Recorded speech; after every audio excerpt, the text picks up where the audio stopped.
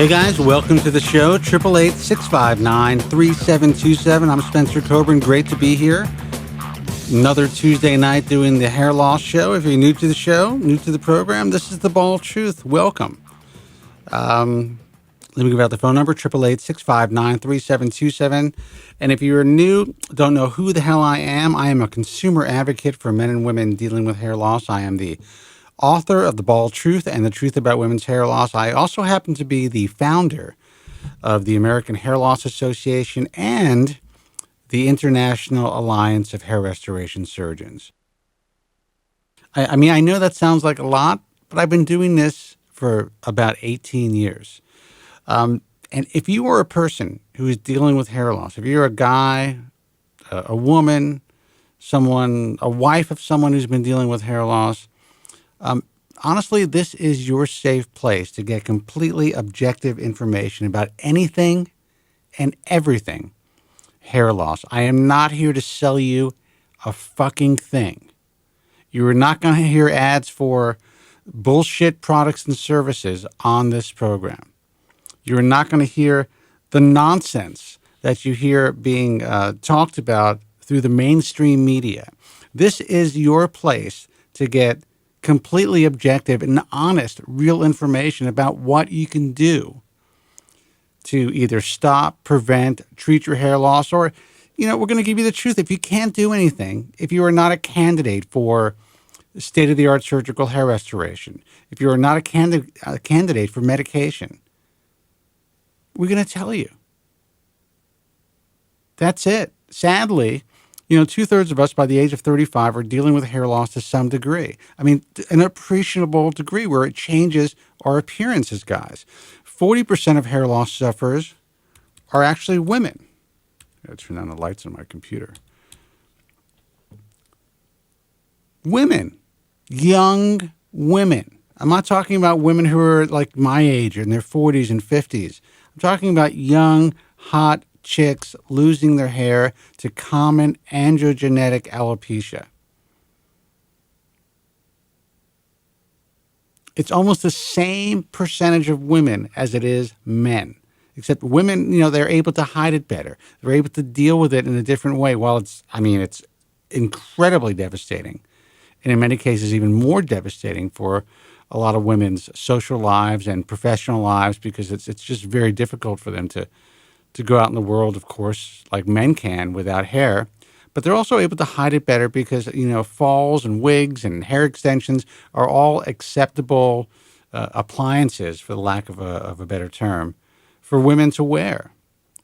Guys don't really have that option as far as society accepting us wearing hair pieces or, extensions or whatever. I mean to laugh, but I actually know this guy that started to wear hair extensions and ended up losing more hair. But it is a very, very desperate place to be. It's a place where, when you start losing your hair, you feel this incredible lack of control. And because society doesn't allow us to talk about it, because society has deemed hair loss as, or I'm not going to say deemed, but has really, hair loss is seen as kind of the last bastion of political incorrectness, where people could still joke about it, still make fun of it. The people who are dealing with it have to live within that, this aspect of our society.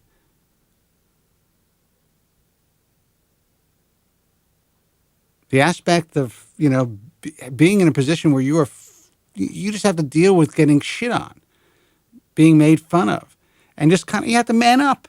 Oh, you're losing your hair, big deal. Man up, shave your head. It's not a big fucking deal. And God forbid, if you're a woman dealing with hair loss, people think you're sick. There's something wrong with you. There's got to be a reason why you're losing their hair loss. Your hair, because you're a woman. Women don't lose their hair. Sadly, that's not the case. So, this is a place to discuss an issue that society does not allow us to discuss. This is a place to vent. This is a place to learn. This is a place to share your experiences. If you're 22 years old and you're out in the bars trying to get laid and you're dealing with a quasi comb over, it's not easy. Take it from me. And if you're just tuning in for the first time, I just spit on my mic for like the 10th time tonight. For the first time, and you're like, wait a second. Here's a guy.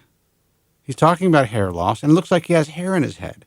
Well, let me tell you, it's important that you all know that this is a quasi-sham. That I have been on medication that has luckily stopped or slowed the progression of my hair loss for more than 20 years. I have a half a can of hairspray on right now, and I paint the back of my head. Basically, I wear makeup in the back of my head to camouflage the thinning areas, the contrast between my scalp and my hair. You tell a woman that who doesn't understand, or even a guy, they're fucking mortified. They have no idea. Meanwhile, the women that you tell this to, they're wearing a full face of makeup. They're wearing like a mask just to leave the fucking house to go to the bodega to get a pack of cigarettes. But if you tell them you wear a little makeup on the back of your head, holy shit, what's wrong with you? This is what we deal with every day. So this is why this place was created. It was created for you, for us, for hair loss sufferers dealing with something that, you know, the vast majority of the world deals with, but we still can't talk about. 888-659-3727. We have a full board of calls already. Well, actually, one just dropped off, so you can try to get in. But I'm going to say hi to Joe Tillman, who is holding on in our TPT Studios North up in Vancouver, British Columbia. Joe, how are you, man? I'm hanging on, and my arms are wearing out, dude. Please let me back in. You're in. Okay, all right. You are in. I'm good. How are you? You know what? Not bad. I like it. I like it. I really can't complain. I did want to talk about something that we talked about briefly at the end of last week's show. Mm-hmm. And, you know, there was a thread on Bald Truth Talk this week. I read it today. And it was addressing going to Turkey for a hair transplant. And for those of you who don't know, it seems like there is a new clinic opening up in Turkey, hair transplant clinic, every hour. I'm not even making use of hyperbole here. They all have patients that are super happy and posting on forums. It's insane. It's insane. And listen, I am all for it. We recommend 3 great clinics, in my view, through the IHRS. But without exaggeration, we are getting applications. It's insane how much money that we could be making just from this region of the world. The numbers I've been hearing, I did a quick bit of research, and there are a couple of sites out there that list, you know, the number of clinics that you'll find in different regions of the world, and there are at least, documented that I can find 250 clinics in Turkey alone. Oh yeah, and that is supposedly about half the actual number. And I'm not even joking. 75 have contacted us. Maybe 65. Okay, I have to look at. I mean, a lot. It was over 50 the last time that I looked. Yeah. So, imagine this: everyone's got check in hand. They're all willing to pay $2,000 a month to be a part of what we do. If I just took on half of the Turks that are out there, that's a lot of money. You're done. That's a lot of money. I love to do it, but you know what? There's a reason why we only accept 3.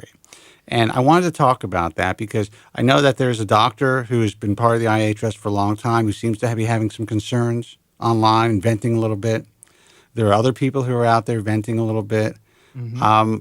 I think it's reasonable to some degree.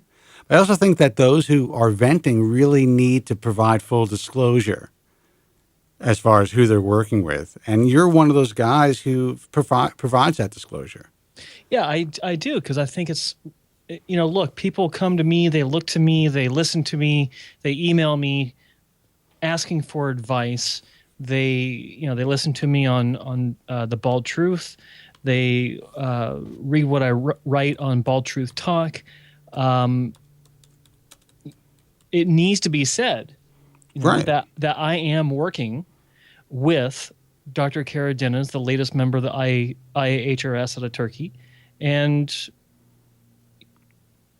I just don't see why anyone wouldn't disclose this type of information. Well, and I feel the same way about anyone who's online, including doctors. If there's doctors online who is willing to go out there and bash other, doctors in Turkey, they need to disclose that, at least initially, even in every single post, that they are working with a specific clinic or group of doctors or training doctors, shit like that. It's really important to me.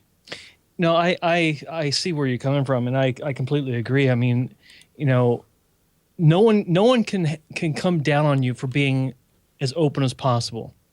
You right? have to be. Full disclosure is key. That's how I survived for the last 18 years in this business. Yeah, but it's like, on the flip side is all kinds of bad can come from not disclosing things.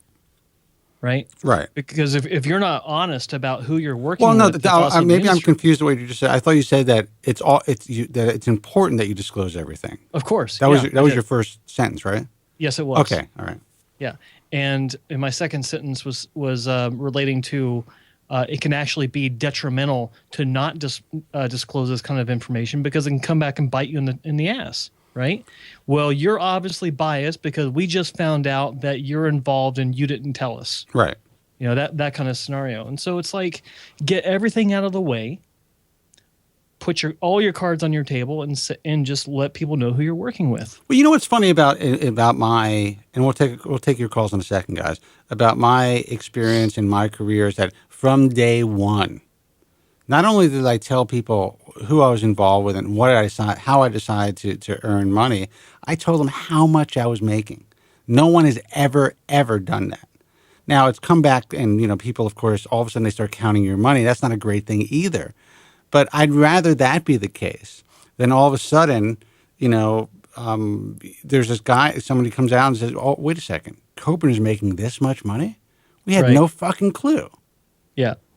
Let people know exactly what's going on. Let people know who you're working with, in what capacity you're working. That is all important stuff. And you're right. Why wouldn't people do that? You know why they wouldn't do that? Because in their minds, this is the way that I feel. People who don't provide full disclosure in that capacity either feel there is something wrong with doing what they're doing, or they believe that people who are following them or reading them or taking their advice may see it as them being less credible by earning a living doing what they're doing, which makes no sense to me. It makes no sense, but playing devil's advocate, there may also be a component where it's just not something that crosses their mind as even being something to discuss to begin with. Right? Like I kind of get that, but to me that really shows a tremendous sense of naivete. I mean, how can they not want to provide full disclosure?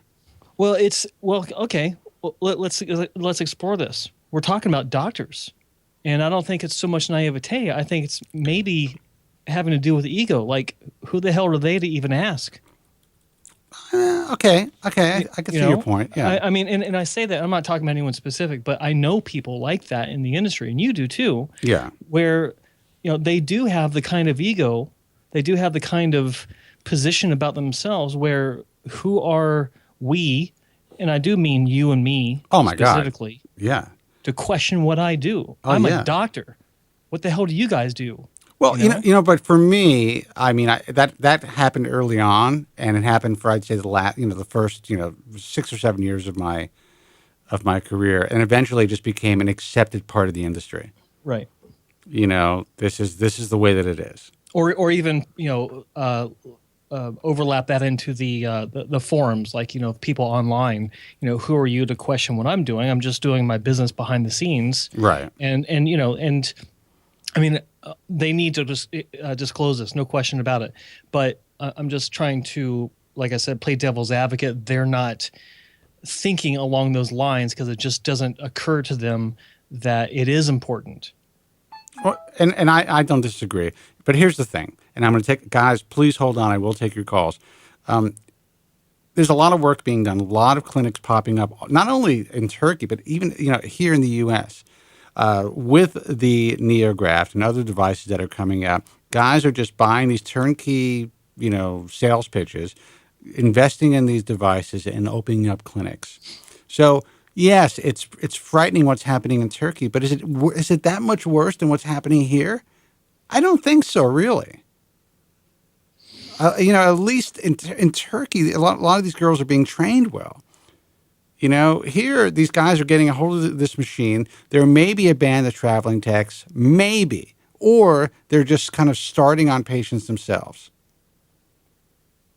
What do you think? Well, that's a good point. I mean, the thing about in North America, there's some dynamics that don't apply to Turkey where if you're not following the requirements of the local, like the state medical board of whatever state you're in, I think you're more likely to get found out and busted than if you were in Turkey, because in Turkey it is so rampant. The percentage of clinics that are not using doctors to even do any part of the procedure beyond drawing a hairline. Yeah, but what does busted mean here in the U.S.? You think the state medical boards are going after fucking hair transplant doctors? No, they're not going after them. The only time they do that is maybe they're drug abusers, or they've really done something that's so egregious that they feel forced to go after them. There's really no. Sadly, there's no governing body that is really looking closely into any field of cosmetic surgery. Well, no, I agree, but the ones that have been busted for those more extreme situations, apply that to Turkey or India. How much further, if any further, do they have to go to also be reprimanded by their local authorities? You see what I'm getting at? Dude, I think they should be reprimanded for wearing fucking sandals in the OR, okay? That's how I feel about it. I told you that a long time ago. Yeah. No, I think, look, I think doctors should be reprimanded for not wearing face masks. 100%. When making incisions. I've seen guys who aren't wearing surgical gloves. Yeah. Oh, God. Yeah. It's like, what the fuck? It's gotten, yeah. Look, we could talk for hours about this aspect. But I'm not talking about in Turkey or India. I'm talking about here in Oh, me too. In the USA. Yeah. No, absolutely. It's rampant as far as I'm concerned. Look, I see photos that are used for promotional purposes. Look how intently this doctor is concentrating as he places this graft into the incision site. He's not wearing a mask. Right. And it's like, what the hell? Does anyone even review these photos? What about loops? The simplest things. Yeah. How many 50-year-old guys do you know can place a fucking graft without a loop? I know I couldn't do it, and I have really good eyes. I had laser eye surgery. I got like incredible vision now compared to even 5 years ago when I first had it, and I couldn't do it. Yeah, I don't need to wear glasses to drive. I really don't even need to wear glasses to read. I'm starting to notice a slight change in my vision, and I'm just about 50. But yeah. I would say most guys my age or close to my age could never do that type of work without at least wearing some sort of corrective lenses. I see that all the time. Guys are just lazy. Well, there's a component to this that's laziness, no question about it. And I always notice these things when I see, I'm looking at websites of different clinics. I see these photos, like a lineup of technicians at their microscopes, not a single one's wearing a mask. Yeah. That is really something, yeah. It blows my mind. Yeah. And it's proof right there on their website that they're not following proper guidelines. And of course nothing's being done about it, but it's amazing to me. Yeah, but Joe, that's why I like having you on the show, because you bring, and obviously I talk about this shit all the time, but you reinforce what I've been saying for years, because you've been in the clinics, you worked in the clinics, and you had to happen to work in a clinic that followed all the rules, so you knew what had to be done. So when you see all this stuff, you understand the nuances and everything that people who are not in this end of the field could possibly, they wouldn't even think about.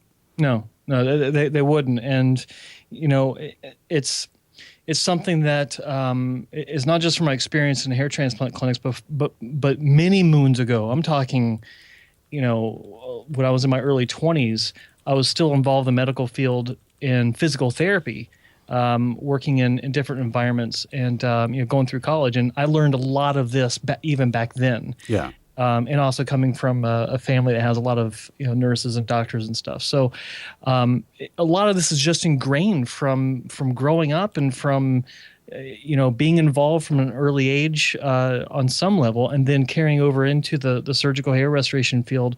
It's just something that I can't help but notice. Well, what a lot of people don't know about me, I don't talk about it much, is my only real job was being a medical administrator for a huge national HMO. And I got that job at a very early age and really went up the ranks in a very short period of time. So I was kind of involved in a very big way in medicine.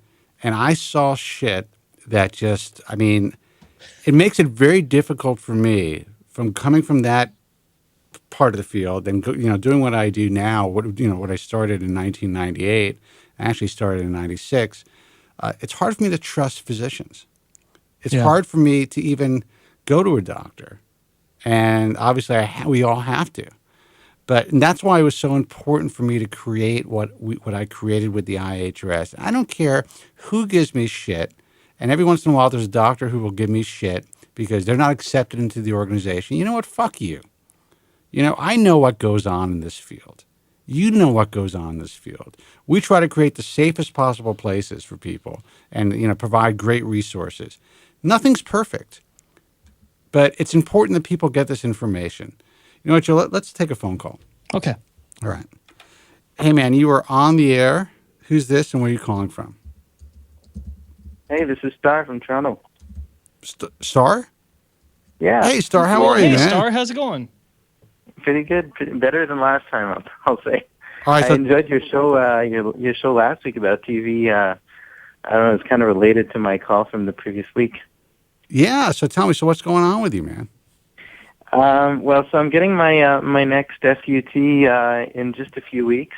I asked to be seen like ASAP because originally it was supposed to be many months from now, and dude, like my life is on hold. I've got like my hair's not grown enough on top because I was wearing a system, and I've got like long hair all around. So I'm like, can you please like get me seen so I don't have to take more downtime? Let's just get it done with. So Right. as I'm talking to you right now, I'm doing like one-handed laxity exercises. I'm just really going at it because I really want to get at least 2,000 grafts. So remind me, Star, and Joe probably remembers. Did you go to Dr. Feller, or did you go to No, Rahal. Dr. Rahal? Okay, so you're seeing him again. Yes. Okay, awesome. Yes. Awesome. Good for you. Yeah. Good for you. So, well, in the meantime, besides laxity, I kind of looked a little bit into derma rolling, but I don't really know much about it. I was wondering, you guys have probably followed a lot of threads throughout the months or years since Why that's been around. Why are you looking at derma rolling?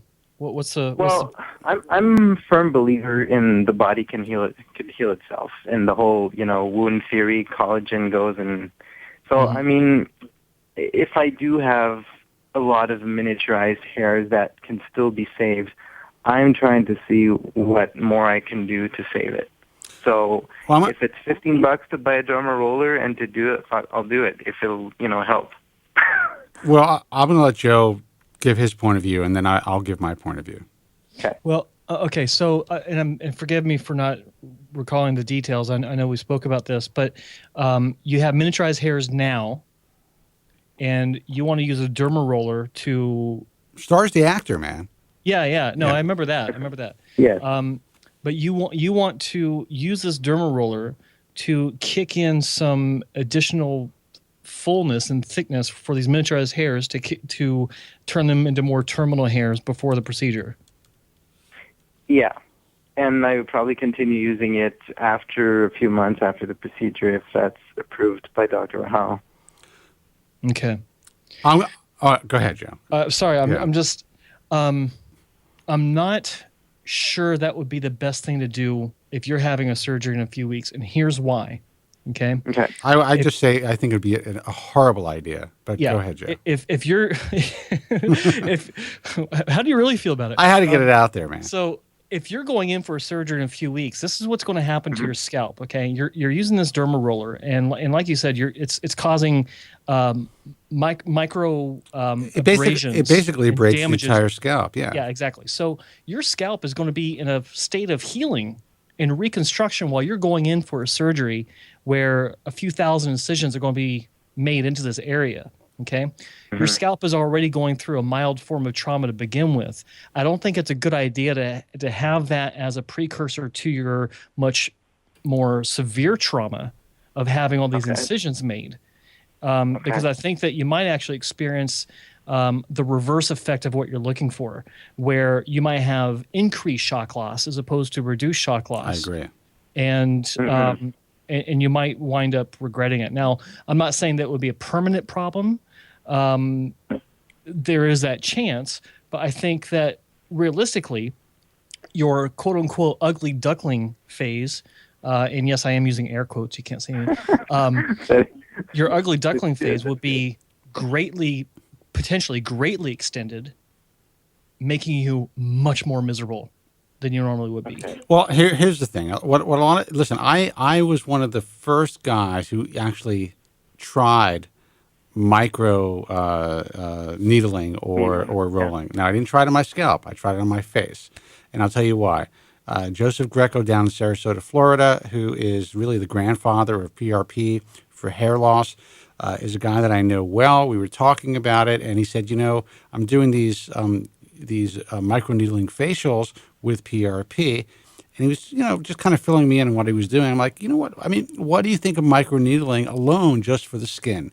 And he's a believer in it. So he sent me some products in a micro needling kit. And I started to use it. I definitely think I saw eventually some sort of improvement. But also kind of felt that my skin seemed to take on a little bit of a harder texture. And my theory is this. I think that micro needling, while it does kind of make sense, I think it can cause kind of microscopic scarring. And if you do it enough, and if you do it aggressively, eventually you're going to be causing this fibrotic tissue especially if you're doing it on your scalp. So I tell most guys, unless you're getting a specific treatment like PRP, which is only done, once every 4 to 6 months, then I think microneedling is appropriate. But to do it every day the way these guys are doing it, I personally think it can cause more harm than good. I agree 100%. When you're doing it, see, and that's the problem is when guys think that something's going to, add benefit to their hair routine. Being North Americans as we are, there's no such thing as just enough. It's the more the better, right? And so we start micro needling the shit out of our heads, and blood coming out everywhere because we think that it's helping. And yes, I'm over exaggerating. And well, you're not. If you read some of the threads, some of these guys are doing that. Well, but the point is that we can't seem to stop thinking, okay, this is what I was told to do. This is just enough. I need to stop. It's usually more is better. More is better. The big Texas, Right.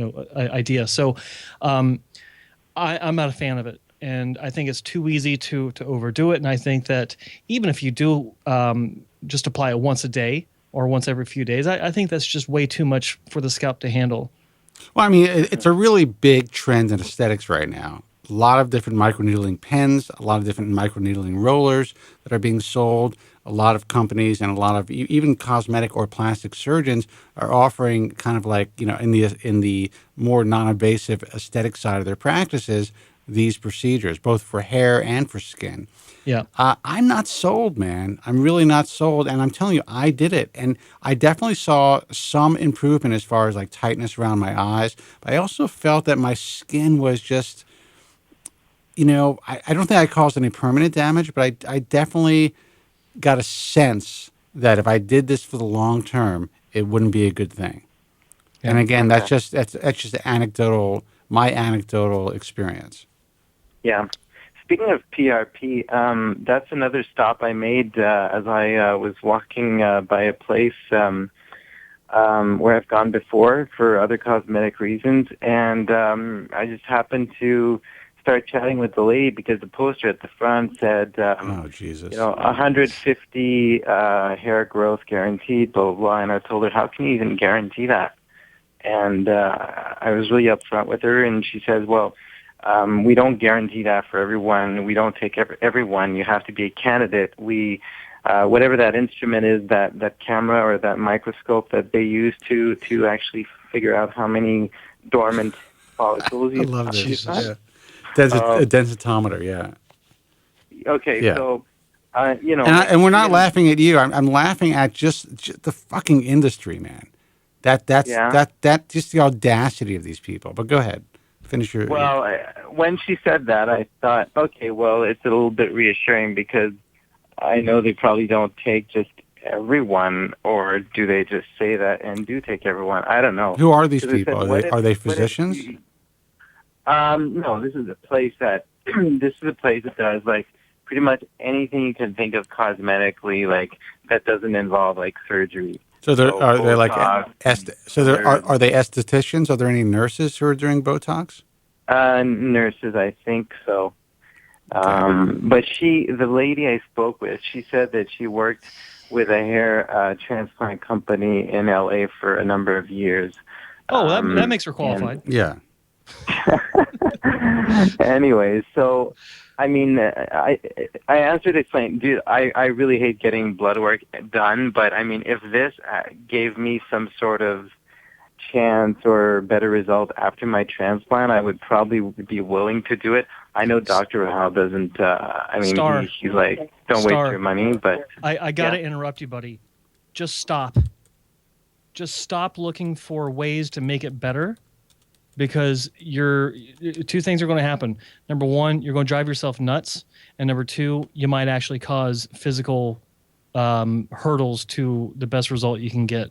And I also think it's important that you understand this, which most of these aesthetic places or these clinics, they really won't explain how PRP works and exactly what it is because they don't really understand. They don't know. There's so many different types of PRP, and there are different methods of PRP. And some clinics are just kind of like, okay, they're drawing your blood, they are spinning it in a centrifuge, and they are separating the platelets and claiming that this is the right type of PRP for hair growth. But the truth is they have no idea. There are different systems that are sold by different companies. Some will create more red blood cells or more white blood cells. Some will create kind of like a gold color to the enriched plasma, and some will be more of a red color. And there are doctors out there and researchers like Joe Greco, who will tell you that he understands the differences because he's done the research. And very few guys have actually taken the time to write the papers, to do the clinical studies. And there are companies out there that are just kind of jumping on this new, quote unquote phenomenon, and they are developing these products to sell to these estheticians and to these doctors that are really not doing anybody any good. It's the same thing as the laser industry, right? Right, where you have one company about what was it, about 6 or 8 years ago, coming out saying FDA cleared, right? And I don't know if you remember this, Spencer, but I did like this big, almost like this big expose on the difference between FDA cleared and FDA approved. And I do not remember that, but I believe you. We actually did it on your show. I know. I have no. I don't know what I had for breakfast yesterday.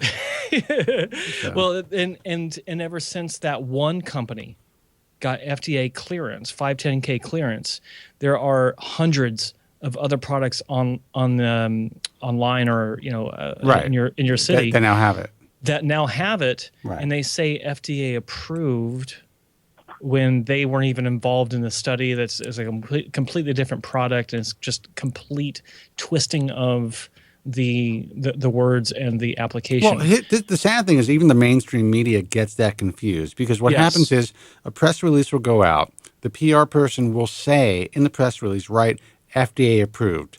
They know it's FDA cleared, but they'll write FDA approved. Then the media outlet will repeat that.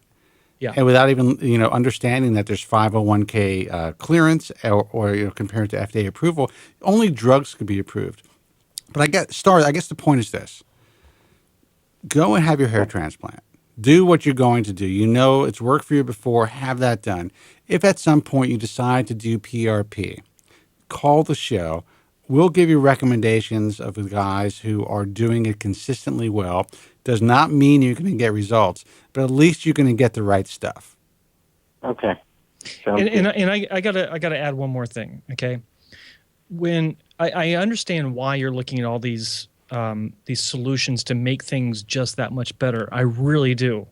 But there are a couple of things that can happen if you start messing with your scalp and your hair before surgery or after surgery. Okay, number one, like I said before, you can make things worse. Okay, if you start doing all these things to prep that are not recommended by the doctor that you're seeing. But secondly, and this is something that no one talks about, if you start doing things that are not recommended by your doctor before or after surgery, and this isn't specific to anyone, this is across the board. I don't care if it's a hair transplant, I don't care if it's rhinoplasty, I don't care if it's heart surgery. If you do not follow your doctor's post-op instructions to the letter, if you start going off and trying these experimental things that no one really has any proof about, or even if there is proof, but it's just not endorsed or recommended or even indicated by your doctor for post-op recovery, if your result from your hair transplant or your rhinoplasty or heart transplant does not work out, then the things that you did that were outside of that list of things that you should do can be listed as the blame for the problem. Mm-hmm. Does that make sense to you? So basically you would have no recourse. Exactly. Yeah. That's the bottom line. Listen, Star, here's my advice. Here's my advice. You have your surgery. I would not even consider any type of derma rolling or even, maybe PRP 6 months in. But I would wait at least a year before you decide to do any type of derma rolling. And I'm still not 100% convinced that that's a great idea. If you did go to like a guy like Joe Greco, and again, there's no financial ties. I don't make a dime from this guy. I just think he's the best at doing PRP, and he seems to have the most consistent results. But you guys, even Alan Bauman, he's doing a lot of PRP now. He's getting some good results as well, and he's a guy that I work with. But I would say that most of them would advise you to wait several months before having another treatment. Let the grafts take. Let them shed. Let them start to regrow. How many grafts do you think you're going to get this time? I'm really hoping for 2,000 because when I first got my estimate, it was 1,500. My scalp was really tight, but I went and did a lot of exercises, went back to see them. They said the laxity had improved a lot in the back, and ever since then, I find that it's become really, really loose. Like, I find this really, really improved. So I wouldn't be surprised if I get 2,000. Well, it's funny because those exercises actually really work, and a lot of people are just like, they poo-poo it. Yeah, but doctors poo-poo it. Yeah. Absolutely. Well, listen, Star, man, I wish you the best of luck. We're going to take some more phone calls, but please just stick with the surgical advice. Do your thing, but don't try to do too much right now. So when are you going to have the surgery? June 2nd. Okay. Very nice. Let us know how it goes, all right? For sure. Call us back. And follow, real quick, follow those pre-op instructions that I know that they sent to you already to the letter, okay? Make sure you're following those instructions. Don't, talk to them if you think about doing something else, okay? Mm-hmm. Okay, absolutely. Keep them informed. Yeah. All right, man. Okay. Good luck with everything, man. Take care. Okay, thanks. Okay, bye-bye. 888-659-3727. And look, I get that. I get trying to do whatever, throwing the kitchen sink at everything. Of course. But just think about that. Think about abrading, after having surgery, abrading your scalp every day. Imagine how that's going to damage the potential growth. But I understand that people don't get that. They don't get it. They're just looking for the end game of making improvements, and they want to throw, like you said, the kitchen sink. They want to throw everything they can at it. Yeah. And I get it. And but you understand what I'm saying, though. It's like if you start doing all these things that are not listed as your pre-op or post-op. Well, that's the blame right there. If things don't work out, you have no recourse. Yeah, exactly. And like I said, it's not just hair transplants. It's anything. That's right. And No, I thought it was good think advice, and I people- think you explained yourself well. I just think that, I had to kind of like simplify it for the guy. Yeah, no, I Not for ran him, myself. but for everybody else who's listening as well. All right, let's take a phone call. Hey, man, you're on the air. Who's this, and where are you calling from? Hey, man, you're on the air. I can hear you. 647 area code. You're on the air. I'm gonna see if this guy's sleeping or what. Was that me? Dude, you're on the air. This guy's been holding on for 37 minutes. All right. Goodbye. 888-659-3727 is the phone number. This is the thing. I am not. He's trying to call back. I am a. I definitely saw a difference when I was derma rolling. I felt like my skin was slightly tighter. Part of that is just the fact that you're abrading your skin, and then there's that healing process. It actually creates a little bit more blood flow, so you look tanner as well. And I liked it. But as I was doing it, I was doing it like 4 days a week, I just kind of felt like my skin was getting a little tougher. Well, it makes sense. I mean, it's this collagen, but not collagen. It's they promote it as a collagen restoration. But there's got to be some fibrotic buildup there. Yeah, I mean, I don't know. I don't feel it now, so I guess it dissipated. So maybe I didn't cause any permanent damage. But I can imagine doing that all the time and causing some sort of a permanent issue.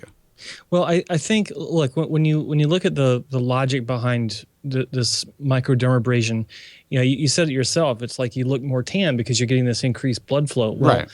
That's what minoxidil does. It's a vasodilator, increases blood flow, and there's no, we don't know exactly why it works, but that's the component. Right. Right. That's what we understand. And so if you're increasing it through any means, then maybe there's something to it. Maybe it does help. But well, I know these estheticians. can't be permanent. I know nurses who are like really promoting it, and it's like with the so-called vampire facelift and all that stuff. And in the end, I just don't know if we're going to thin out the skin, or if not thin out the skin, thicken it to the point where it's just like a lot of weird scar tissue. And who knows? I mean, who knows? Well, listen, let's try to take another phone call. Okay. All right. Let me take all the lines are lit, so I will take line 1. Hey, you're on the air. Who's this? Where are you calling from? Hello. How you doing, young man? Joe. Joe. This is your last show as a young man of 49. Ah, come on, man. I'm still 50's young. What are you talking about? You look about 30. No, I don't. You know what? That's what a couple of crazy people said online, but in person, my hair is very gray. So I definitely look older. Maybe not 50, but It does look grayer in person. I remember from even a few years ago when we it's were hanging completely out. gray. My hair is salt and pepper. The camera, for whatever reason, and it's not just the lights, because my lights are pretty normal. The camera tends to pick up the darker shades. And, but eventually I think when I become more white, because my beard is pretty white, it picks up that color. But anyway. That's why I stopped growing my beard out, because it's getting a lot whiter than my head hair. You know what? I have to tell you, man, I like it. And to me, like you said the other day, Joe, well, I like it on me, but I haven't seen I don't know what your beard looks like. But I will say that, the comments that I've gotten over the years, with gray hairs, everyone's just like, don't dye it. Why would you dye it? Most women say it looks better, or they think it looks good. Guys are the ones who are like hyper concerned about the aging process as far as what, the hair color makes you look older. For me, it's like, I don't care what color it is. Joe, I know you're not the same. Joe, you've dyed your hair for years. Right, but yes, I have. I feel I look younger with my hair colored. Now, Joe, do you use the Just for Men that you get off the shelf, or is this something you get done at a stylist? No, I would never go to stylists. Are you crazy? Well, maybe. I don't know. So you use something off the shelf, like a Just for Men. Is that what you use? Yes, claro instinct. You put it in for about 10 minutes and wash it out. People complain to me about gray hair. Gray hair is curable. Hair loss is not. This is what I don't understand. Well, I mean, it's curable to an extent. I mean, for me, I think that I would look like a magician if I dyed my hair and dyed my beard. It would be ridiculous, you know? Well, a magician. Yeah. I would look like some bizarre magician. You know, that's just not for me. So I have the gray beard, and it's fine. I mean, my mustache is actually still dark, and my soul patch, and I have a little bit of a patch of dark hair here. So I have a few more years before it's totally gray. But Joe, I mean, 50 is, to me, it's like, it's just, you know, I'm drinking tonight. I'm having a good time. I'm probably going to get a good steak dinner. Just, I live my life, man, one day at a time. Well, the first day we were drinking and we met, you were 32, man. Let's put it that way. I know. I was a baby. Wow. Yeah. Go ahead. When you think about how long I've been doing this shit, it's crazy, man. Yeah, well, I know. I didn't think you'd be on the air in 2015. I thought hair loss wouldn't exist in 2015, to be honest with you. Well, you know, here it is. I'm still here. That's a fair statement. I can see that. That makes sense. What statement is that, Joe? Well, the one you just made. That you wouldn't expect hair loss to be an issue in 2015. You know, 18 years ago, I mean, everyone's, you know, how many times have you heard it's only 5 years away? Right? Oh, yeah, my entire career, man. Yeah. So 18 years ago, if you had said, well, what do you think about hair loss in 2015? I can't think of anyone that would have said, oh, it'll still be around. I think everyone would have expected it to be eradicated by now. But of course it's not. Well, obviously it's not. Yeah. And because go Spencer's on, holding the cure back, so he can. Well, that's the thing. I'm apparently holding the cure back so I can make my millions off of all of you guys who are suffering. And he's teaching me the ropes on how to do the same thing. Think about that shit. That's the type of stuff that's been written about me for years. Right, Joe? Well, that's not true, because you could be making quadruple your income very easily if you wanted to. Of course. 10 times over. Dude, this is not a joke. I could snap my fingers tomorrow, pick up the phone and say, all right, it's time. And everyone knows what that means. And then all of a sudden, all the money flows in. It's like, hasta mañana, motherfuckers. It's all over. Have a great life. Checking out. You're not the type of person. I know you have other... Go ahead. I'm very honest about that. I tell people, you know, I have worked my balls off to do the best that I can for the last 17 years. When it's time to sell out, if it is, and I don't think I'm going to need to, but if it ever comes, I think most people are going to forgive me. I've done a lot of good. And I'll be very honest about that too. I'll be like, you know what? I sold the company to so-and-so, and that's it. See you later. I mean, what's wrong with that, Joe? Both Joes. Nothing. Nothing. You deserve it after all these years of slaving away with, you know, certain types of people you have to work with. And I think Joe Tillman understands that it really is. Now that you're an independent, you really understand that it's a fucking thankless job. It really is. No, it is. But before I continue on that, I have to say that in media, you're only remembered for your last deed. Yeah. Well, right. You know what? If I remember for my last deed selling out for, you know, $400 million, you can remember me for that. I could be remembered for worse. Yeah. Jesus. But no, it is thankless. I mean, well, I don't want to say 100% thankless, because I get some nice emails from time to time. Oh no, I do too, and we talk about that. I know, but for the most part, you know, in general, there's a lot of guys online who just like, I was like, Jesus, if they had any idea what we did every day, day in, day out, the amount of effort it takes to talk to people and you know, talk them off the ledge and try to guide them in a safe direction, all the stuff that we do, they would never be saying the stuff that they have. And I think about the guys that even post about you or Specs or other people who are, you know, I mean, you guys are involved in what I do now, but who are kind of like in a different tier as far as you guys work for doctors, stuff like that.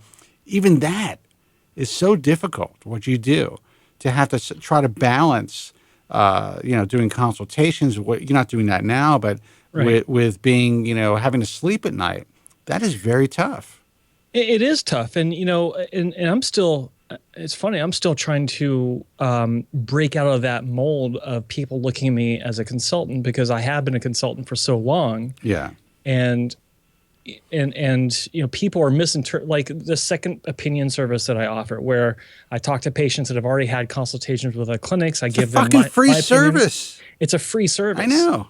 And I have people thinking, well, you're doing a consultation for Dr. K or whomever. It's like, no, go wherever you want. I don't care, just as long as you are informed and you understand what's being said. One thing you may be aware of, there's a lot of super paranoid people in this industry as well. Oh, really? So yeah. So I mean, I'm shocked. So if you make an announcement or whatever it is, I mean, I know you've talked about it on my site. I mean, you and I are, we speak and we work together, so I know what you're doing.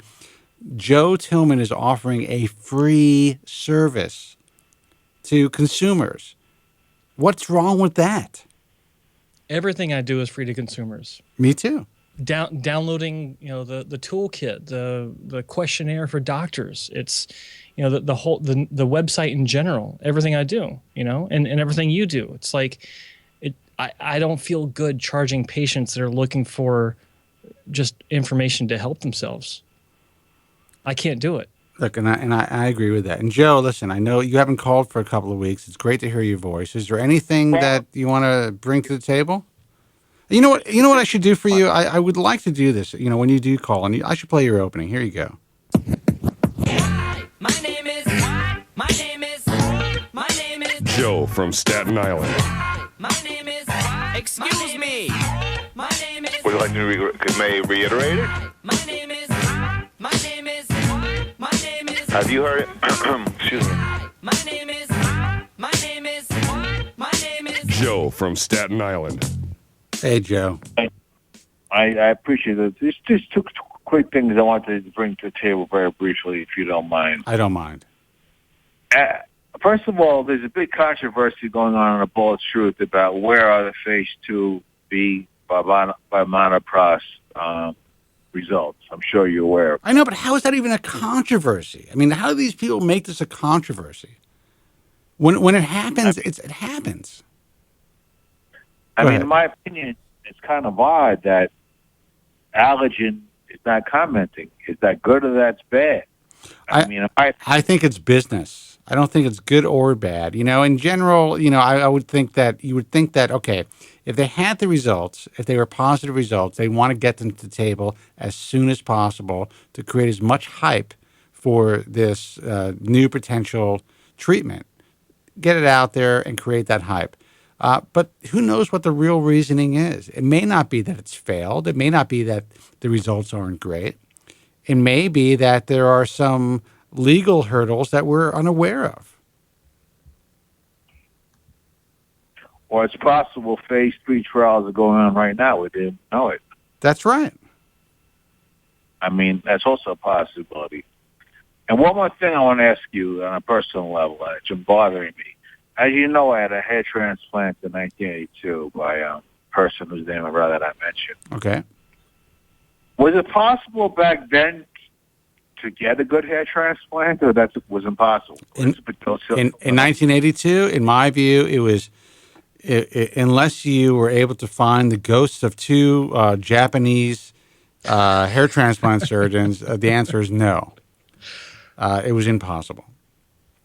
Well said. It didn't exist. Thank you.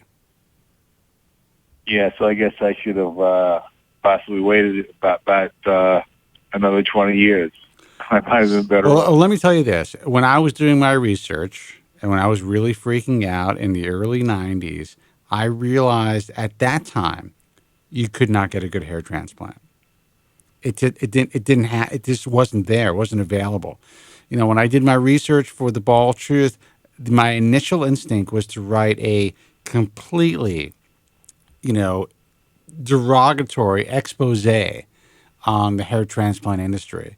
And it was because I met Bob Bernstein that I realized that it is possible to have a good hair transplant. And at the time, there were only 11 guys doing what's known today as follicular unit transplantation, using stereo microscopic dissection. 11 guys. And even some of the guys who are known now as the best in the field, they weren't even doing it back then.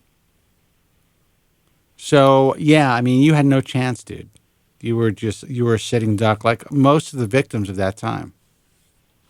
Yeah, that's it. Well, one wish I do have before I let you go is I wish I could regrow my entire donor area. Knowing what I know now from your show, and thanks to you and people like Joe Tillman, I think I would be in a totally different spot today. Am I correct? Well, I appreciate you saying that, and I think thank you, Joe. there's a lot of guys who had surgery even just 5 years ago, who if they had the opportunity, if they took the time to do their research and find us, they probably would not be in the position that they're in today. Unfortunately, even those that have found us Make mistakes. make mistakes. Yeah, Because even the best doctors make mistakes. that's well said. That's true. That's But Joe, true. when you had, I'm sorry. Go ahead. Continue. But Joe, when you had Joe Tillman, when you had 5,000 follicle units or whatever taken out of your head, and it was done wrong, there's no second chance. They don't grow back. It's once the donor is gone, it's gone. That's right. Well, exactly. Yeah. I mean, look, I mean, people don't think about some people do, but if you're going in for one of these 5,000 graft sessions and you're being told, oh yeah, we're one of the best, you can expect this great result, and no caveats are thrown out there as in, it usually works, but sometimes it doesn't, then people don't, continue down that line of thought thinking, well, what if it doesn't work out? What the hell do I do then? Because 5,000 grafts is about 60 some odd %, if not more, of one's average donor zone. So if you take 5,000 grafts and it doesn't work out, then the remaining 3,000 grafts, what the hell are you supposed to do with those? Right? Right there. And head transplantation, there aren't a second chance. Well, there are no second chances to get that hair back, but there are second chances to do the procedure that you intended to do the first time, but you just have less hair to do it with, unless you take it in smaller steps. Like say instead of 5,000 grafts, maybe do 3,500. Pushing 4,000, that's fine, but no matter what the number is, once they're gone, they're gone. And that's for strip or FUE. It doesn't matter. And so, people need to understand that this, I've said it till I'm blue in the face. It's a finite resource. It's like oil. Once it's gone, it's gone. We can't make any more. Right? So, well, I'm glad you realize that now, but a lot of people don't before they go in for these sessions. And right, in today's technology, well, maybe in the future, I basically, I don't mean to just give you one more minute, bum anybody out, but You're always asking for one more minute. Go ahead. Thank you, Spencer. I'm not the enthusiastic person I once was on the show. I'm not the person I was on your show, and I honestly, I think that's a very funny statement you just made. I have never actually known you to be an enthusiastic person on the show. For the last 17 years, I have never known you to be really enthusiastic. I have hope? I'm sorry. I think you had false hope. I think that you helped to, promote some of the insanity that we see online and on Bald Truth Talk, but I don't think you were really that hopeful. You always seem very depressed about things. Yeah, but years ago, I was really hopeful. I really thought a cure was around the corner, but I don't mean to bum anybody's head out, but now I'm having second thoughts about that. Well, I will be honest with you, and you know how I feel. My whole focus is on what we have today. And there's a lot of guys online, especially on Bald Truth Talk, who are a little concerned about that. Why don't we speak more about future treatments? You know why? Because I want to try to help people to deal with their hair loss today. When the future treatments come to fruition, you know what? I will be screaming from the rafters. telling everybody what's going on. And you know what? The bald truth will be unnecessary because you're going to hear about it through, in Time Magazine, on ABC News. I disagree with that. And here's why. When this comes out, I mean, eventually, bald truth may become useless and not Obsolete. needed. Obsolete. I'm waiting for that day, guys, by the way. But here's the thing, okay? When this is my theory. When whatever treatment comes out that can be considered to be a cure, when it comes out, it will not be affordable for the average man. Because this is going to be a huge deal. It's cosmetic. It's not. Yeah, but I'm going to get it, and I'm just going to check out. No, hang on. Okay. So if Bald Truth Talk becomes obsolete because you check out, that's different. Right. But I'm talking about people taking this as an opportunity to swindle. Yes, we know that. We've talked about that before, and I'm just being facetious. Sorry, there's going to be people that are, whoever comes out with this, they're going to charge an arm and a leg for it because people will give their left nut for this, right? Banks will be robbed. Yes. For the mark my words, banks will be robbed.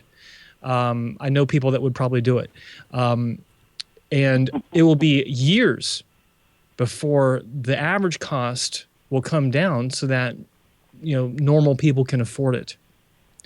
And in that meantime, there will be those out there that's saying, just like they are to now, stem cell treatment. Yes. So I think that even when the cure does come, and yes, I got my finger with a thumb up like Bill Clinton, when the cure does come, it will be a gold mine for everyone that is not even involved with it. That's true. I mean, everyone's going to be selling their own fucking version, it's going to be a fucking mess. You're right. Yeah. You're right. Joe from Staten Island, man, thank you so much for calling. It's great to hear your voice. Happy birthday, Spencer. I want to wish you another 50 years. Thank you very much. I appreciate it, man. Take care, we'll Joe. Talk soon. All right. Thank you for your time, Joe. Good night. All right. 888-659-3727. Let's see who this is. Hey, you're on the air. Who's this and where are you calling from? Hey, this is Brian the actor. Brian from L.A. Brian, what's happening, man? You know what? Andrew Zarian is going to be so pissed off because I thought that I hit his number and I hit yours and he just fucking hung up. But I'm glad. Oh, man. I'm glad you're on the air. Go ahead. No, dude, it's too late. He's gone. Fuck him. Well, I was trying to catch Joe. He's all mad at me now because he's holding on. Joe, dude, call back. I'm sorry. Hello. Yeah. Bump me off if he comes back on. We can get him back on the air. Yeah, we'll get you both on. Brian, how you doing? I wanted to talk to Joe. Hey, how you doing, Joe? I wanted to talk to Joe from Staten Island as well. I've been wanting to kind of meet up with him on the phone for a while, but I know he got off the phone, but I wanted to talk to him and ask him a few questions. You're not fooling anyone. You want to do your impersonation to him, don't you? No, that's what you want. Don't fool us. Joe on Joe, a little Joe on Joe action. No, Exactly. Actually, I had a question about him about Mother's Day and how that happened over there at his house, and I have a little kind of yeah. I mean, I don't know if I want to give that out there until I can talk to him, but I don't know if he's hearing that and he calls back. Joe, listen, Joe from Staten Island. If you're listening right now, call back because Brian the actor wants to talk to you. So call back now if you can. Yeah, call back because I'm just sitting here with a 500,000 dode laser cap on my head. I'm derma rolling my face. I got cucumbers in my eyes, and I got a Swedish going on. And I need a little Joe in my life here right now. But I just have this, because there's one thing it was about this one comment he made a long time ago about his own mom, and about how he just ultimately, resented her. Resented her and her father for passing this disease on. And I kind of wanted to ask him about Mother's Day this year and how that went. If there, and I don't know, kind of give him a different perspective on that. That would be great. I wish he would call back, but he's obviously not listening, or he just whatever. He's upset. We hung up on him. Now, speaking about that derma rolling, in all seriousness, I heard that one time a long time ago where you talked about derma rolling, and I picked it up, and I didn't get it for my scalp though. I actually got it for my face to try it out, yeah. And it does work, but I doubt its efficacy in the sense of, does it really help you maintain a youthful look, or does, for that day that you do it, is it like being stung in the face by like 1,000 bees? You know what? That's very interesting because that may be, listen, they say that you're building, because of these microabrasions, you are building more collagen. This, mechanical abrading of the face is going to eventually increase more collagen. And it seems to make sense. But I don't know. I really don't know. I think that's actually a pretty interesting analogy as far as the bee sting thing, because that's how I felt. I looked more tan. My skin was slightly more plump under my eyes, so there was a little less wrinkling. But I was concerned that I was going to cause some long-term, physical damage, maybe some like fibrotic skin that, people don't really talk about. Yeah, and if you really want to have a little torture test at home, guys, you do that. You do your whole face, and then you get this 20% C plus E plus ferulic acid serum, and you pour it on your face. Oh my God! And you literally turn into the Joker, from 1989 Batman, the Tim Burton one. Right. Your face starts to like scream in terror, and then you got this I was like, why did I try this? But I tell you, I woke up in the morning and I did look like I looked like someone Botoxed the whole face. And I don't really particularly like that look. But the day after that, I looked a little bit better. Yeah. I looked a little more normal. Well, you might have had some slight edema, a little swelling from that, especially if you put that shit on your face after your derma rolled. See, I was wondering if I used it on my penis, would it be more effective or less effective? You know what? I think everyone would be trying it. There are guys out there, and I think I mentioned it maybe on last week's show, who are actually doing their aesthetic. And one guy I know is a plastic surgeon in Los Angeles, injecting guys' dicks with PRP. La la la la la la la la la la la la la la. And and on the website they're claiming that it's increasing size, girth, erection strength, stuff like that. Guys are idiots. That's all I'm saying. Guys are fucking fools. They're fucking idiots. As long as it actually works, that's all that really matters. And fuck anybody that says anything different. Guys are idiots. Did you ever see that? Okay, so Escape from New York is an amazing film. It's one of my favorite films. Sure, Kurt Russell. Kurt Russell. Yeah. Yeah, that hero is based. A lot of video games and other franchises are kind of based off that hero, the perfect anti-hero. And did you ever see Escape from L.A.? No. The Master Son of it? No. Yes. Oh my God, this movie. Oh my God, it's just horrible. And they tried to do like New York. They had that little boxing ring match, but it was extreme. They had a basketball match that was extreme. They tried to do stuff that was LA centric, and they had this one thing which was in the Beverly Hills where it's the exact same premise except for it was LA, and they had this area where the rich criminals lived, and they couldn't go to their plastic surgeons anymore, so they actually would have little traps for people to come there, and they would just pull fresh parts off people's faces, like. They were talking about Kurt Russell's beautiful eye. Too bad there's only one. And anyways, the look of these people and what they were doing was so out of control. Like, it was just like, that would never happen. And then you start reading reports about they're injecting people's penises with this stuff. And you're like, maybe maybe this is the most believable thing about this whole movie. I mean, they were, surfing and driving at the same time in the canyons, because of the tidal waves and the earthquakes and stuff like that. There was some ridiculous stuff. But I thought that was pretty far-fetched. But now that I see all this stuff, I'm just like, maybe this guy was onto something, because they looked like morbidly mutated people. Oh, did you have... All you have to do is, you work in Beverly Hills. All you have to do is look at some of these women who are walking around. And I'm not even talking about the old women. I mean, their lips, they're deformed.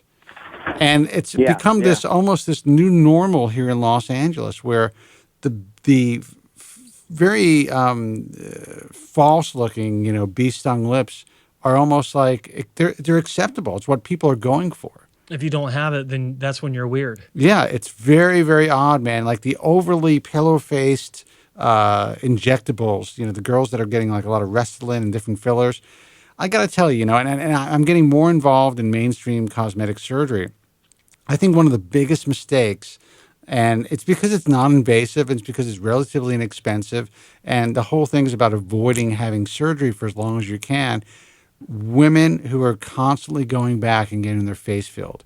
And if you ever watch like Housewives of Orange County or Beverly Hills, these women look like they're wearing masks at this point. And that's like the norm, dude. You see it all the time. It is pretty bad. Well, I mean, that brings me back up to Joe, because we all hear the reports that he wears a baseball cap and like all this bandage, and it's absurd because his whole, psyche is based upon the fact that he looks ridiculous with his hair transplant and balding. Right. And yet he walks around like someone hit him upside the head with a baseball bat. And I don't understand that mentality, How can you? The last time I saw him, I don't even think it was a bandage. It actually looked like toilet paper around his head. When we were at Blog World, Andrew Zarian was there. It was really interesting. And he's completely against the toupee, it's crazy. An actual. First of all, we don't use that word on this show. Rug? I don't know. Rug? Oh, hair system. Yeah. There you go. But I guess it's crazy. I mean, he'll wear a hat with a bandage or toilet paper, but he won't wear a hair system. How does that make sense? I don't know. Maybe it's the years of, like the way the media ridicules the hair systems and all that stuff. But I mean, I don't know. Do you know if he walks around in his house in front of his children like that, or is it just something he does when he goes out?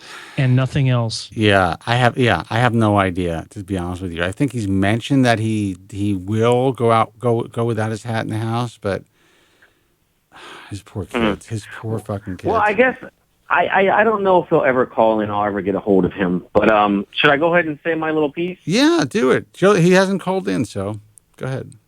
Okay, so, Joe, a long time ago, you made reference to your mom, and you said, you were miserable, and I can't remember the exact vernacular you used, but you basically said that you resented her or you despised her and your dad for passing on this horrendous disease. And true, it may be genetic, but, the whole thing came down to a point where you were talking about how, they should have done research with their family airline, or their family, what is it, genetic tree, whatever it is. Yeah, their lineage. So, yeah, exactly. So you being, cursed with this disease and saying that people should actually do some research before having kids, you're saying that basically people like you should not have kids. Would you have a kid? He has two. And he has two kids. Yeah. And being cursed, and I'm going by your logic, Joe. So being cursed by this disease, and that the fact that you're saying that, you're basically saying you shouldn't bring people in this world like that. You're causing an elitist status where you're just basically saying that I, myself, should not have married somebody and passed this on to my children, and I don't deserve to have children because I have this disease. And I just want you to know that this Mother's Day, you should thank your mom and thank your parents and your Father's Day, regardless of this disease or not, because life is about the pursuit of happiness. And even though you're not pursuing happiness, you're more or less pursuing a false cure that, number one, doesn't exist. And number two, even if it does exist, I'm not sure it would bring you complete happiness at this point because you've had this for so long. But I'm pretty sure you didn't go to your wife and look up her family tree. And if you did, and and you still had a kid, with this train of thought, I don't know if you're just running your mouth and saying bad things about your parents on a national syndicated podcast or radio internet station. But it's an internet broadcast. Internet broadcast. 90% of the time I'll listen to you on my motorcycle on my way to work. That's cool. It's a podcast. Yeah. But I just want to say, love your mom, appreciate her, understand that she gave you life, which gave you life to your children. This disease should not have anything to do with people bearing children or fault of the parents. It is something that is, for some reason or another, God put it in the universe, and we have to deal with it. And it's all cosmetic. That's all it is. It's all cosmetic. So tell your mom, tell your dad this Father's Day, and tell them that you love them and forgive them. Don't ever bring that up on them. That is horrendous for you to say to anybody in your family. Well, listen, Brian, I agree 100%, and I've tried to tell him something. It probably wasn't as eloquent as you just put it, but something similar over the years. And he has just a tremendous dislike for his dad because his father has a full head of hair, and he's like 90 years old. and he despises his mother. At least that's what he says on the air. And it is unfortunate because if those are the only, listen, there are some real reasons in this world to hate your parents. Hair loss isn't one of them. Yeah. You know? And food for thought, my mom didn't raise me, but my stepmother did. And she told me no one would ever love me in my life. And that I was just, basically a piece of shit. And, this may have played into why I decided to become an actor. I like to be creative. I'm a creative person. I like to express myself. But there's a sense of approval that you get from doing, artistic work in a setting such as the theater or whatever, film, television. I don't mean to cut you off though. I mean, but what kind of scenario was created? I mean, for her to say something like that, like what would the reason be? This is my theory. The word adult is something that if a child could definitely, define, we could define it. We could sit there and say somebody who is responsible, who is respectful, who is knowledgeable, who is confident. I can go on and on with all these different words that's supposed to define an adult.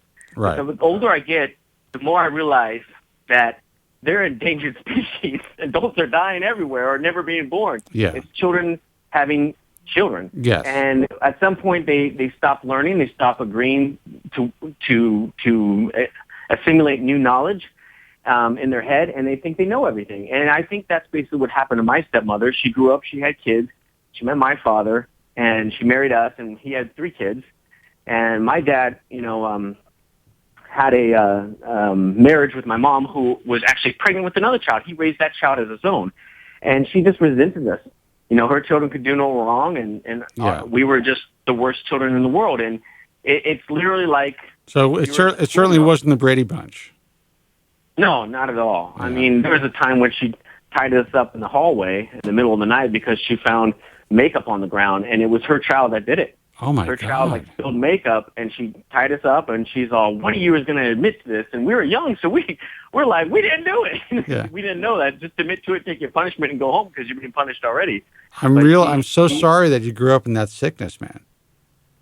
Oh, that's okay. But you know what? The funny thing is in contrast to what happened with Joe, there was a time, and see, my brother, my sister, and I, we all have this revenge scenario in our head. When you're raised like that, you want to get back at them in some way. Right. Not necessarily kill them or anything, but just, belittle them and show them that you're stronger than them, you're smarter than them, whatever. Right. And there was a time where I had that ability to do that to her.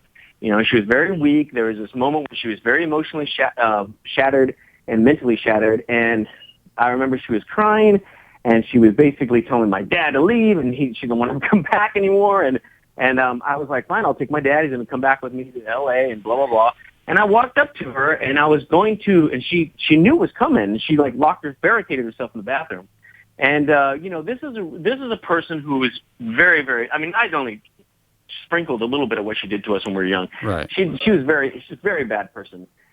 So here it is. I'm about to whisper or shout into the bathroom that she's barricaded herself into and tell her how I felt and what she did and what a pathetic human being she is. And something washed over me at that moment. I mean, I didn't need to do that. This person is already broken. This person was broken for doing what she did. She was broken back then, and she's broken now. And so I said, I don't want to perpetuate this anymore. I don't want to be her. I don't need to be her. Yeah, and I'm proud of you, man. I told her I loved her, and I told her she took care of us when my mother didn't, and she gave us food and shelter, and I said, you were special to us, and I just want you to know I thank you for that, and I forgive you for anything you've ever done. And wow.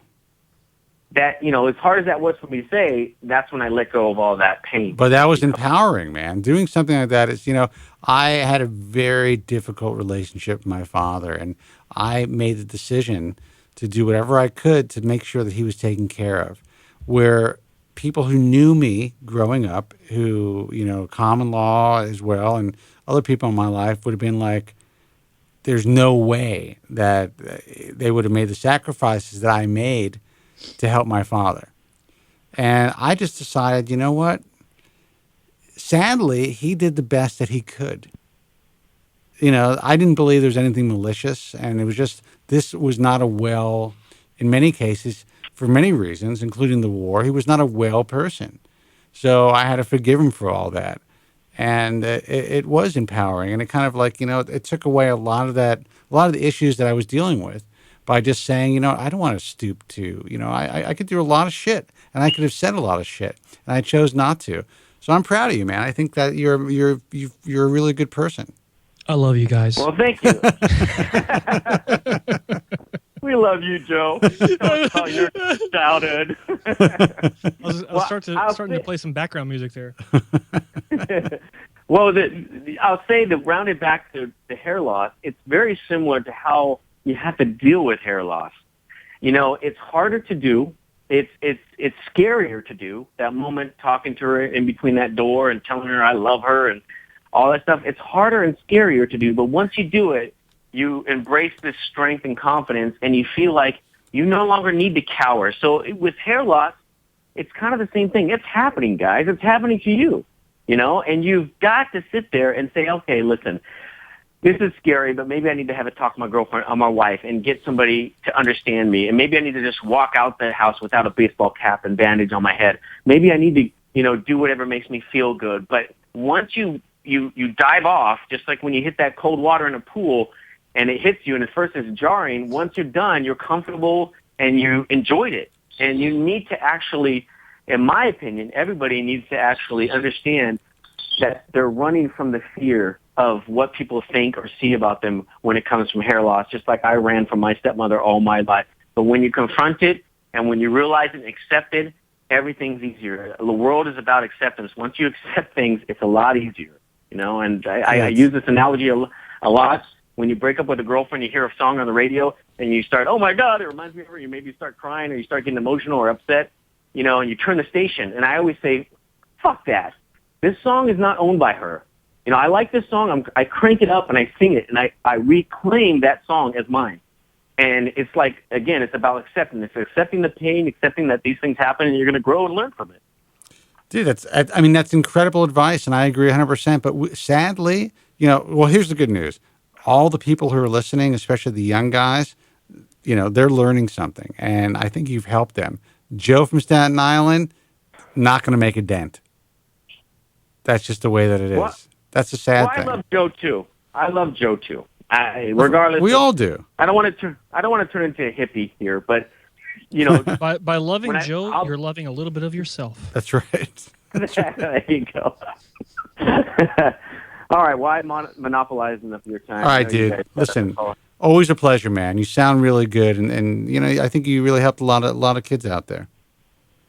Well, thank you very much. I appreciate it, and congratulations that you were able to overcome your father's woes, and happy early birthday to you. Oh, thank you, man. I appreciate it, man. I hope to see you soon at some point in your restaurant.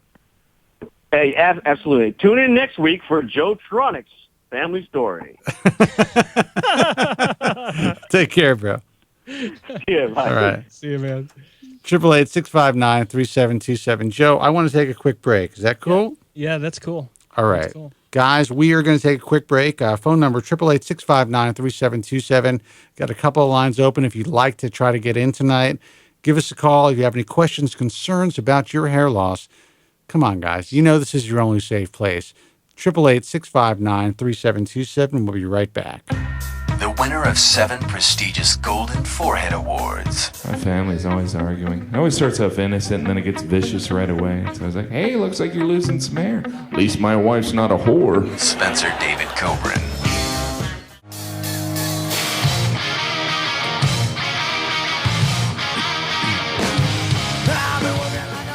Hey, guys, welcome back. I never really understood why he was so defensive about that.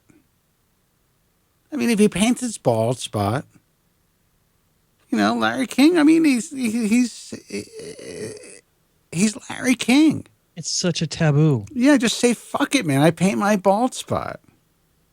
You're right. I know it's a taboo, but I guess more so for his generation. It's like you don't talk about it, right? I know, but you could just. I mean, even back then.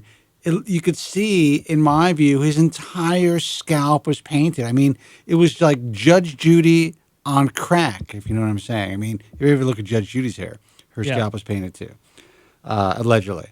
But I mean, it's like Jesus Christ. Just give it up already. You know who the caller sounds like? Who? Sounds like Dave. Maybe, actually. Your my old sidekick. Yeah, sidekick. Sound like Dave. It was. No, I'm just kidding. Yeah. It would have been great if it was, actually. It would have, yeah. You paint your bald spot? Yeah. Do you paint your bald spot? Guys. We got it. I mean, I've been working hard at this for a long time. And, while we've helped a lot of people and we've changed the industry and improved so much, we still haven't made a dent in society as a whole. I don't know how that's going to happen. Look, I was just, and I don't mean to cut you off. I just heard you were about to speak. I heard your breath, which is actually a good sign. But I was at a listener party, a 5-year anniversary party for a spinoff of the Tom Likas show, which is the Gary and Dino show. Yeah. These guys are awesome guys. I've known Dean for 15 years. They have this incredible following. Like I even said it at their party. I'm like, I don't think I could find one fucking person who'd be willing to wear a Bald Truth shirt. That'd be very difficult. But they have like the Gary and Dino militia, Yeah. And all these guys are traveling from all over the country to be at this party, and they're such huge fans. We have those fans, but they don't want to, they're afraid to admit it. It's kind of like me. I joke about my Twitter following.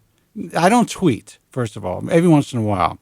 But the fact that I even have like almost 1,300 followers, it's unbelievable. That is surprising. It is, because it's like, I talked to I've talked to a few clinics over the past several months about their online presence, and it's impossible. And one of the questions I get is why aren't people liking my Facebook page? Yeah. And I have to explain. It's like, well, okay, you do understand what happens when someone, and here's the air quote, likes your Facebook page, right? Their name gets listed, and all their friends know that they just liked some hair transplant clinic. Right. So it's like, why out yourself when you're trying to be secretive to begin with? Like if you actually look at the people who've liked me, a lot of people in radio, or internet broadcasting, they're not hair loss guys. In clinics, other doctors. Yeah. That's it. And I and like Gary and Dino, they have like whatever, 20,000, Twitter followers or whatever. And I try to explain to some of these people at the party, I'm like, would you follow me? And one guy said, no. I'm not losing my hair. But I'm telling you, I'm telling you, he's watching the show tonight. It was interesting. An intern, I didn't recognize this. I mean, I recognized him, this guy. He looked familiar. But he was actually an intern for the Bald Truth. His name is John. About 13 years ago, when I was doing the show from Westwood One, and Dean was working with me, and he was at this listener party. And he's a grown man now. He's like a 38-year-old lawyer. He was a kid, he's like 24 years old. And he actually said he may call on tonight. And this actually, I don't know if this is going to be him or not, but it was just fascinating to see see this guy after, he's all grown up, really successful. He looks great head of hair. Mm-hmm. But just to see how, I know that we have these, like these legions of followers just by the amount of books I've sold over the years, which is insane. I don't want to give out that number because then more people are going to be counting my money. But I can't get them to fucking wear a T-shirt or follow us on Twitter. It's wild. You know what? Send me a T-shirt. I'll wear one on the air next time I'm on video. Actually, you know what? I don't even wear them on the air. I should get some T-shirts made, and I should wear a T-shirt on the air. You should do a muscle shirt like Zarian. I'll do a cutoff shirt. Actually, I wore a muscle shirt, Zarian's muscle shirt, but I just took a picture of them chin down. Yeah. Just in case they wanted to use it for porn or something. You know what? Send me one, overnight it. I'll wear it on my trip to Europe and Turkey. I don't have one. I have to have it made. Jeez, man. All right, let's take a phone call. Hey, you're on the air. Who's this? Where are you calling from? Spencer, it's Vick from D.C., man. Hey, man, Vick, long time. What's going on? Hey, man. Well, I didn't really get to hear the whole show. I know. Here's the thing. Because my work schedule, every now and then. But what I do is I tune into your website about 8 o'clock to see if it's a new episode. And then if I'm on the road, I call in from a cell. So today, here's how I know if it's a new episode. Here's the funny thing. So I tune into your show, and I pull up a screenshot of the previous show from YouTube. And then here's how I figure out if it's a new show. First, you can tell by your clothes, but you're always wearing a nice blue shirt, so sometimes that's hard to tell. Here's what I do. That's the thing. I have like 5 shirts, so you just never know. And they're all blue. I always check what drink you're drinking in the first 5 minutes. Today was a glass of wine, and last show it was a Budweiser. So I'm like, awesome. Yeah, that's a new show tonight. That is awesome. I could wear maybe I'll wear like a sticker on my face or something, something new every week. So that was really cool. So I'm like, okay, so now I know if it's a new show, but I always check to see what alcoholic beverage you're drinking. That's right next to your mouse pad. That is fucking funny, man. And if it's different from the previous week, I know it's a new show. So that's my system of Well, you know what? Now that you're telling me that, I will make sure that the drink is different, whether it's a different beer. Even though I like Budweiser, I drink Budweiser most of the time. But maybe I'll make that a habit so other guys kind of catch on as well. Oh, it's awesome, man! It's awesome. Hey, I just wanted to say, I just call in every now and then to say hi, and of course, to your viewers, Spencer's the guy that really helped me, and because of Spencer, nowadays, I'm living my life, and I got back into bodybuilding. So now, really, I don't think about none of this stuff ever since you told me, transplant's out of the question for me. Because of you and the website, I've like turned my life around all because of like you and the website. Like now, I just like eating healthy. I eat, about 4 or 5 lean meals a day. I'm back into lifting, and hopefully, going to try to get back on stage at some point. So, well, first of all, wait a second. I have a questionable relationship with alcohol. First of all, I don't eat right all the time. So how do you get? I mean, I know I talk about being in relative good shape, and I work out and stuff like that. But I mean, what made you? How did I inspire you to that degree? Okay, so here's the thing, right? So 3 years ago when I called, you saved me from jumping into a surgeon seat. So I had to find some outlet to enjoy my life. And what happened was I was like, okay, you know what? Spencer always talks about how he used to be jacked when he was like 35, 40. I was like, you know what? Now's my time to do this. I have to do this. So it was you, first of all, you preventing me from making a bad decision. And then second of all, I was listening to your other shows and knowing that you used to be jacked. Well, if I could be honest, I'm still kind of jacked. But go ahead, finish your thought. Oh no, you probably are. You probably are. I'm just. I didn't mean to. I didn't mean to say that. Oh, dude, come on, man. I'm just busting your balls. Don't worry about it. But that got me thinking. And you know what? Like sometimes food is just hard. Like if I'm driving by a Taco Bell or a Chinese place, there's always that thought. Just one more slice of pizza, one more burrito. One more I know. General Tso's dinner. Now you're fucking getting me hungry now. I'm saying, man. So the thing is with the whole bodybuilding, building lean muscle, burning fat, it's kind of like a challenge for myself. How old are you now? I turned 30. But you're a fucking kid, dude. You are in the prime of your life to build an incredible body. Now is the time. In my view, a lot of guys think, when you're 23, 24, that is, you build a lot of muscle at that point, but you kind of have a mature musculature once you get past 27, and you still have enough testosterone to really build that body. So This is the perfect time for you, man. Oh, yeah, I appreciate that. And, it's just for everything I just want your viewers to know. They have to understand that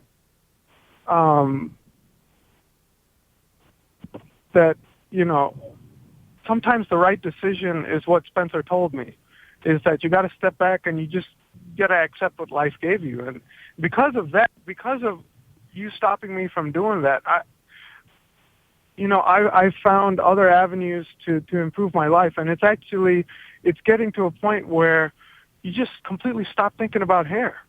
And, you know, it's just, I can't thank you enough. And I just hope your viewers hear that. It's just, it's amazing. Nice. Well, you know what? That's really nice. And not only are they going to hear it, I'm going to make sure that this segment is isolated and it goes all over the internet. So but honestly, I really appreciate what you're saying, and it makes me feel that much better about what I do every day in my life. And you're helping me as much as I've helped you. That was very nicely said. Thank you. Well, Spencer, I want to wish you and Joe Tillman all the best, because, you know, you guys are helping millions of people every week. And for all the viewers, I just, you know, want you guys to continue to tune in, because this is the best show on Tuesday night. Thank you, Spencer. Dude, I really appreciate it. I'm really happy that you've you know, moved past what you were dealing with, and now you're doing something really positive for your life. So congratulations. Very nice. Thank you, Spencer. All right, man. Congratulations. Take care. Good night. All right, good night. You know, it's all worth it now. Yeah. It's all worth it. Now I can go and drink my Jack Daniels. I was going to say, we're done. Yeah. Good night. Good night. Yeah, I hope some of our online friends listen to that shit. Well, we'll see. I mean, we'll look for the comments. It's just unreal. I mean, when I think about it, and I know, it's always great to hear from a guy like Vick. But I know what we've done over the years. I know what I've done. I know what you've done in your own capacity. I mean, you were the original hair transplant mentor. You have changed lives in ways that I think you're aware of, but you may not even be aware of how many people's lives you've touched.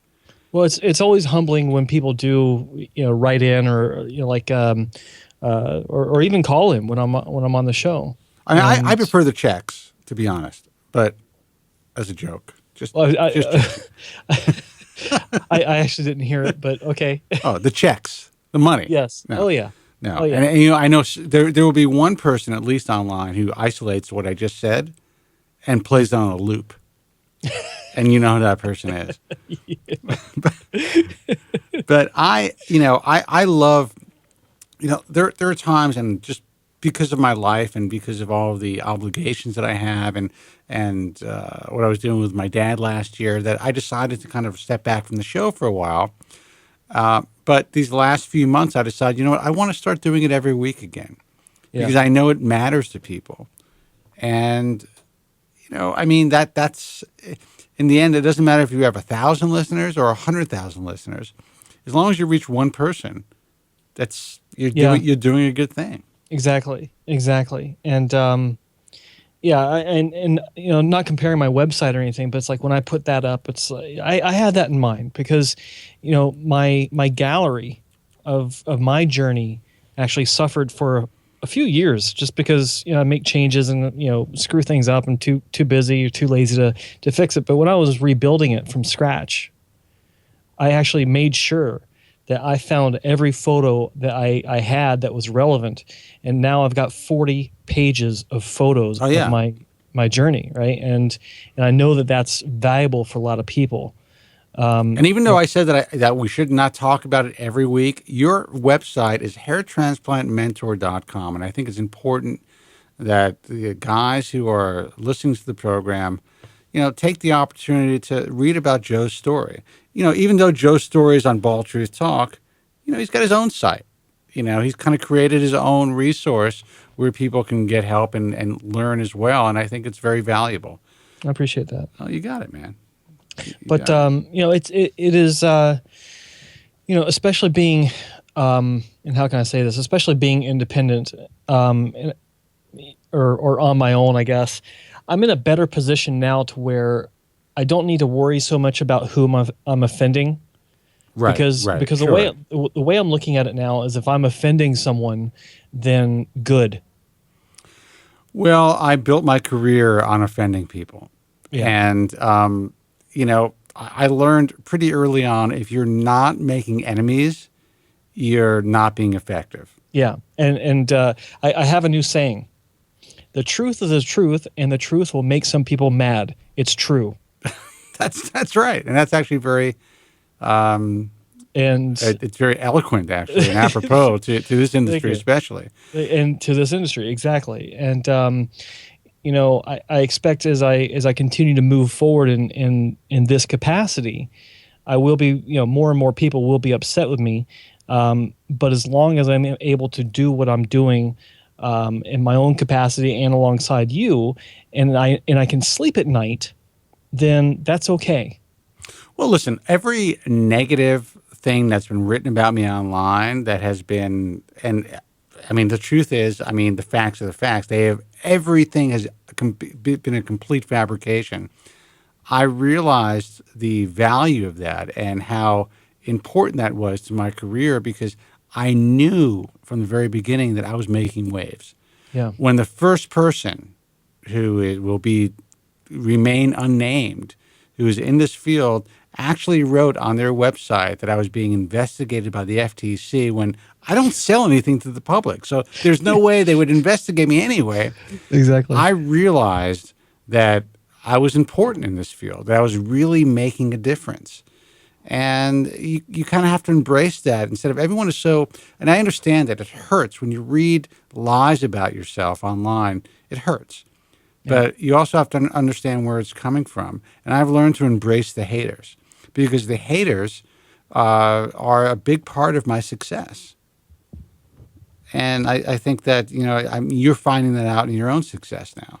Yeah. And it's interesting because, all we're doing is pretty much like I said, we're telling the truth. Telling the truth. Revealing, a lot of the things that people need to understand. And for some reason, I hate saying it like this because you know why. There are some in the industry that know that's the truth, but they just don't like it.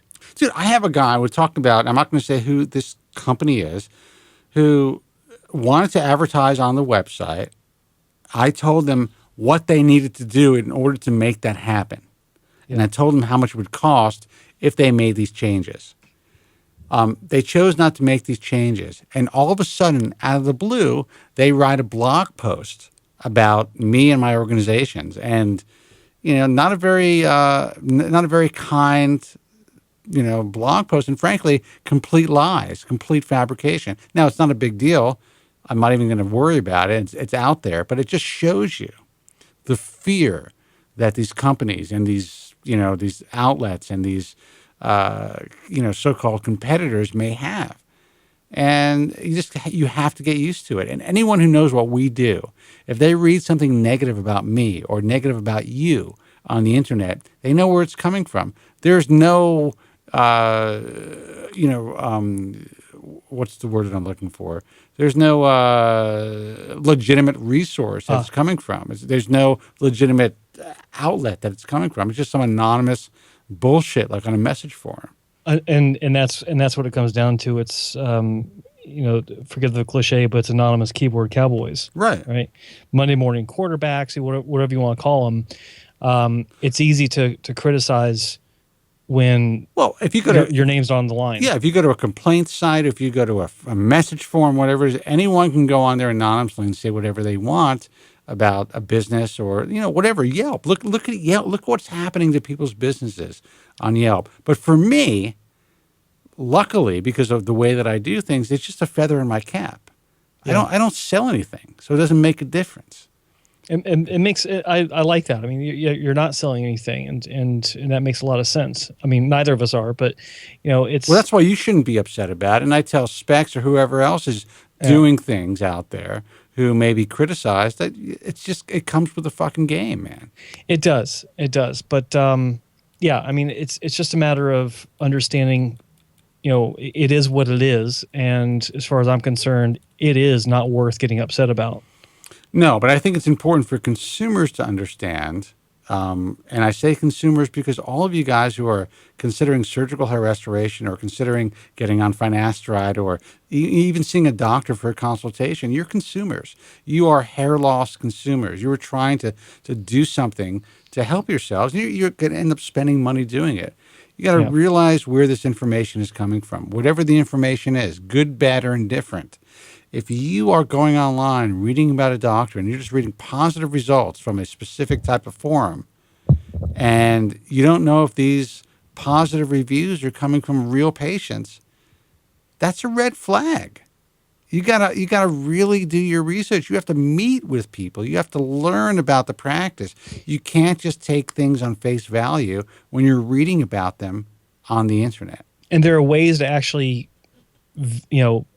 understand who's real and who's not. Right. Some of the basics are, just a few post their name, they're already very opinionated about things. Opinionated usually in a negative way. In a negative way, yeah. Opinionated in a negative way, especially talking about specific clinics or specific doctors. Yeah. With like 17 posts their name. Right. Talking about a great experience they had with a clinic that no one's heard of, with really bad or non-existent photos. Right. Right. Yeah. And just a basic lack of forum couth, if you will, for that particular forum that they're taking part in. Yeah. And those are just some basics. And actually, this might be a good subject for another article. But there are ways. You just look at it and you can get a feeling. It's like they're not legitimate. And if you see guys who have you're talking about message forums, 200-300 posts, and they're respectful and they're kind of commenting in all different facets of what's, different forums, whether it's finasteride or hair transplants. These are the guys who are just kind of into the game. They're into the whole, becoming fully educated on the process and learning about hair loss, and they want to contribute. Yeah. Those guys are usually pretty real, but the guys that, like you said, who have really dogmatic opinions after 5 posts, that's, it's bullshit. There's something going on. Yeah, I agree, dude. Well, listen, I'm going to go out to dinner. I'm going to call it a night. It's 6 minutes before the end of the broadcast. I'm not going to take another call, guys. But I want to thank Joe Tillman, as usual, the original hair transplant mentor, for taking the time out of his busy schedule to hang out with us and do this show. It is fun. It's a fun show. I love BSing with you. I love going back and forth with you. We have fun. Well, we know the industry, so it's unique. We know the industry. Yeah. We have like-minded views, and I like the callers. The callers it's always interesting. Yeah. It's always good to hear what they have to say. Well, apparently they like you too. So we'll keep you coming back every couple of times a month for sure. So I appreciate it. All right, man. You take care. Let me close up shop. The website's thebaldtruth.com for archived versions of this broadcast. If you want to check out archives, sometimes actually GFQ Network or GFQ, GFQ Network. I can never remember the site. GFQnetwork.com or GFQlive.tv will run the show before we have it on the Bald Truth, so you can check it out there. Of course, on YouTube. If you are considering surgical hair restoration, you guys, do yourself a favor. Check out the International Alliance of Hair Restoration Surgeons. That's IAHRS.org. At the very least, that is a safe place to start researching your doctors. And of course, go to the baldtruthtalk.com, which is our online message forum to interact with other hair loss sufferers and to get an idea of what some of the doctors in the IAHRS are actually doing. They post results, videos. It's a really great community, so check it out, baldtruthtalk.com. Until next week, be strong, God bless, and thank you so much for listening. Thank you very much. I'm sorry for any inconvenience you may have been put to prior to the programme, and I'm glad you enjoyed it. And if you could now leave by the exits at the rear, that'd be splendid. Thank you. Good night.